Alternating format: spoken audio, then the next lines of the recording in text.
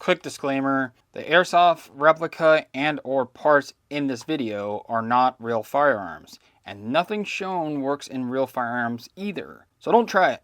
This video is for educational and entertainment purposes only, and everything here is strictly for airsoft use. Alright, let's get into it.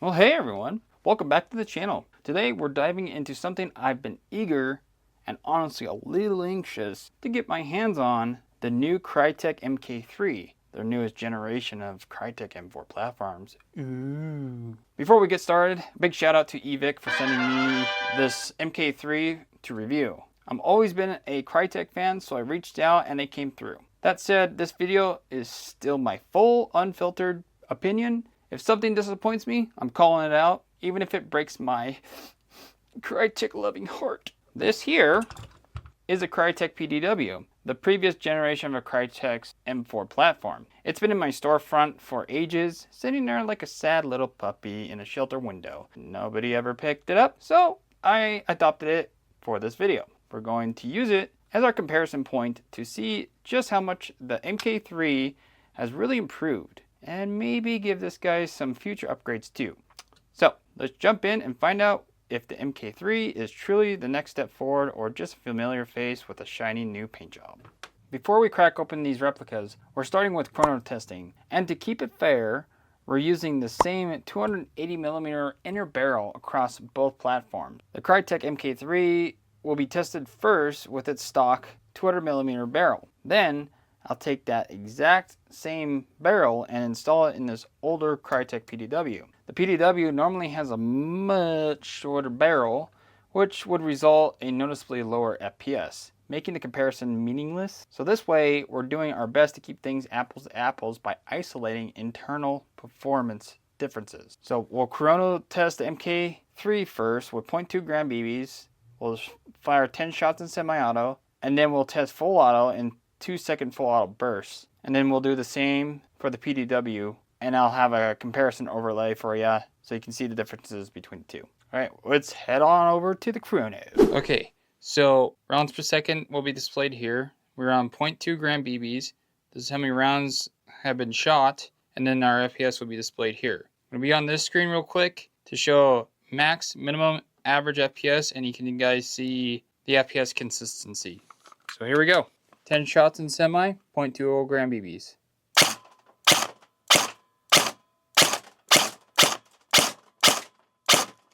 Feel free to pause the video if you want to take a look at this portion. We got 1.56 joules on 2 gram BBs. Okay, this is the MK3 full auto. Okay, 2-second burst, here we go.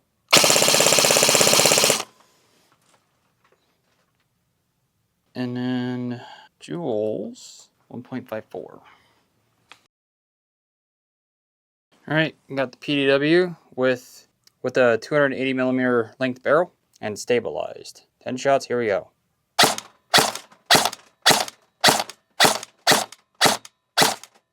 Okay, feel free to pause the video for this part. Alright, 2-second full auto. 17.2 rounds a second. We got 1.44 joules, so it stayed about the same. There's your consistency.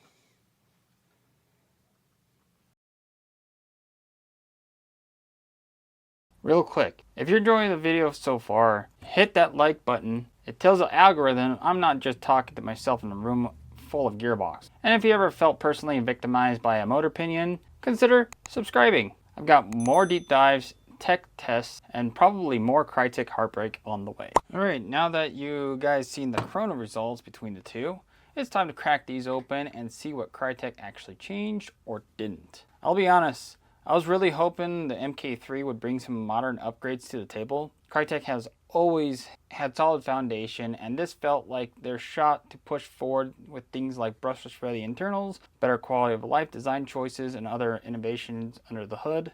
Instead, what I found left me with mixed feelings. Some parts got a facelift, some features improved, but other areas Krytac just hit copy and paste. Let's break it down piece by piece, and I'll walk you through where the MK3 moves forward and where it feels like they stalled out. So one change ended up being one major letdown, is that Krytac still doesn't have a proper quick change spring system. Yep, not actual. They have a removable spring guide, just like the previous gen, but the issue is you still have to remove the entire gearbox in order to access it. Meanwhile, other brands like SEMA, Specna Arms, APS, ICS, Lancer Tactical, and even budget brands allow you to remove the stock, swap out the spring from the rear of the receiver. This would have been an easy fix, and it's frustrating that Krytac didn't take this opportunity to refine the system. For a premium brand, this feels outdated and unnecessary. Granted, I understand that they're worried about the receiver breaking on the back end, but the chances of that is so low that why not make it easier to change the FPS? Some fields go, oh, you can only shoot this FPS or that FPS. But so there you go. Okay, and now we move on to the gearbox. Can you tell which one's the MK3 and which one's the old generation? The only dead giveaway is the MOSFET right here. This is the older generation. As you can see, all screw holes and everything else is in the same spot. You can pause the video if you want to take a closer look and see something that I didn't see. But the only other thing I see is that this side of the gearbox is shinier. We'll flip them both over. Still exactly the same. Bearing holes are the same size. Tappet plate and whatnot, same. So, but to be honest, I don't think the gearbox shell needed any improvement anyways, because it's pretty damn good as it is. So let's go over what's actually different, starting with the ETU and MOSFET. So if we grab the K3 gearbox, so the new ETU uses a button style micro switch for the trigger, optical sensors for gear detection, flip over the gearbox, lever type micro switches for the selector plate detection. If you look closely, you'll see this blue stuff, bluish looking stuff between the board and the gearbox shell. That's a thermal pad. It's to allow the ETU to cool off using the gearbox shell itself as a heatsink. And compared to the previous generation, you can see it's just a regular MOSFET right here. Granted, it does bypass the trigger trolley connections here, so these contacts right here don't get burnt out. But that's it. In my opinion on the ETU, I think it would work just fine.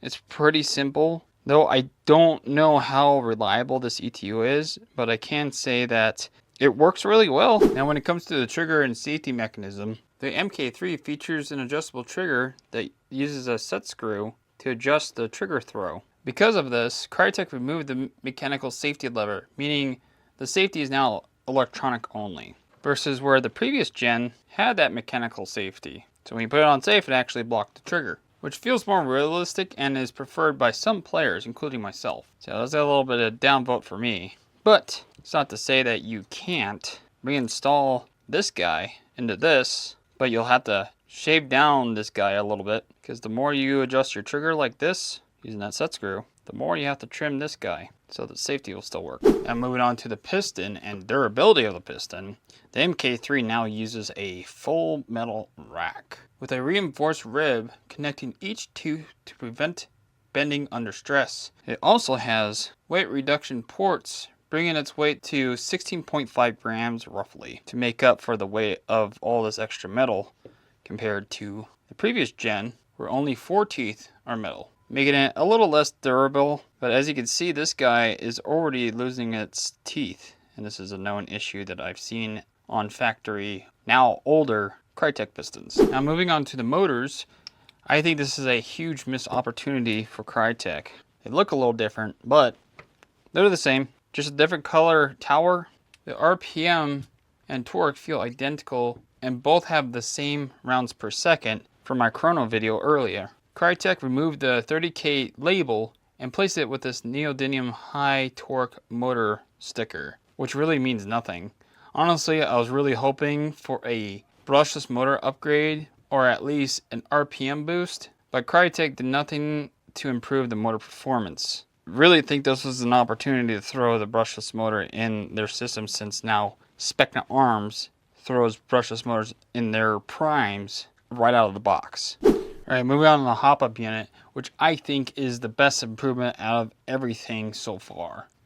First off, they fully redesigned the hop-up to a TDC hop-up unit with a concave nub. Check this out. Shine a little light in here so you guys can see through it. There's that nub. Still has that rubber piece, but that's now meant to push this guy down, and you can see the two pillars to keep that guy centered when it moves down. When we look down it, you can see that it is indeed concaved. Awesome. And just like the previous gen, the plastic's still rigid, but I mean, it feels no different between the two. It is also, obviously it's clear, which I think is a huge plus, because now you can see how well things are working inside here for diagnostic reasons. Plus, I think it looks cool. The hop-up still has the numbered dial, still makes that clickety click. Love it. Compared to the old hop-up, which isn't bad in my opinion. And it just has one of these for the nub. Now if we move on to the buckings, they also redesigned the buckings. The MK3 has a very similar nub compared to the Super Macaron, which means it is utterly pointless to flat hop, because this does a better job, and I'm sure it lasts longer. And with my accuracy test, I'm pretty sure this is one of the reasons why it shot as accurate as it did. This too is also a little concaved. Centers the BB on every shot for the hop, so your hop is consistent and centered. Give you a little side view.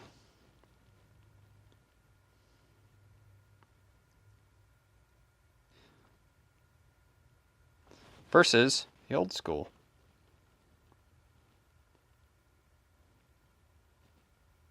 I believe this is called basically a W style nub, which worked fine.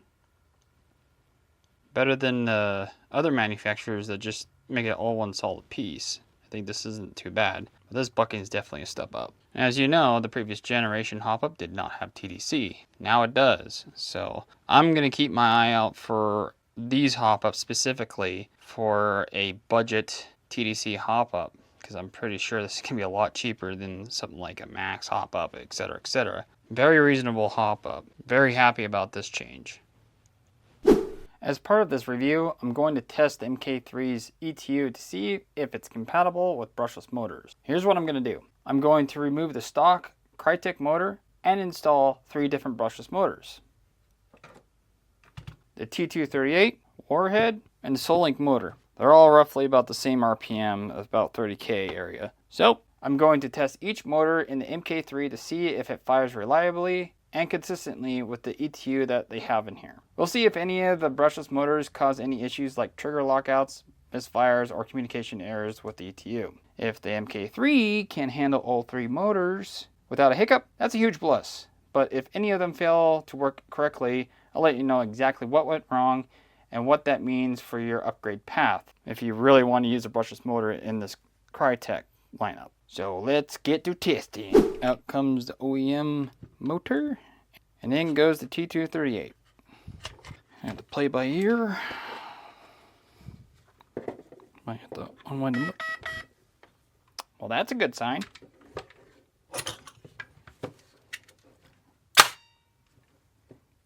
Oh, look at that. Pilato. Well, T238 is a go. T238's out, and we're putting in the Warhead motor.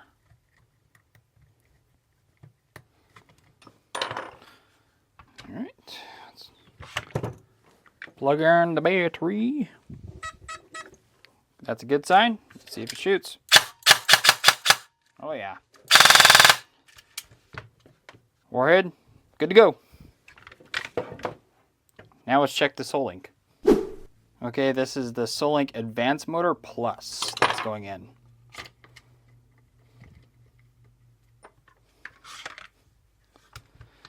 Okay. There we go, plugging in the battery. Let's see if she responds. Oh yeah, that's looking good. Oh yeah. Alright, yeah, all 3 motors responded and worked just fine. Semi and fully automatic. So that's a huge plus in my book. Now you know that the Krytac ETU is compatible with the three major brushless motors, T238, Warhead, and Solink. And if you made it this far, thanks for sticking with me. Be sure to comment below, do you think the MK3 was worth the upgrade, or is it just a cosmetic refresh? Subscribe if you want more brutally honest airsoft tech reviews. I think that about wraps everything up, about all I can review in this video. So if there's anything else you'd like me to cover, let me know. That being said, I'll see you guys on the next video. Take it easy. Bye!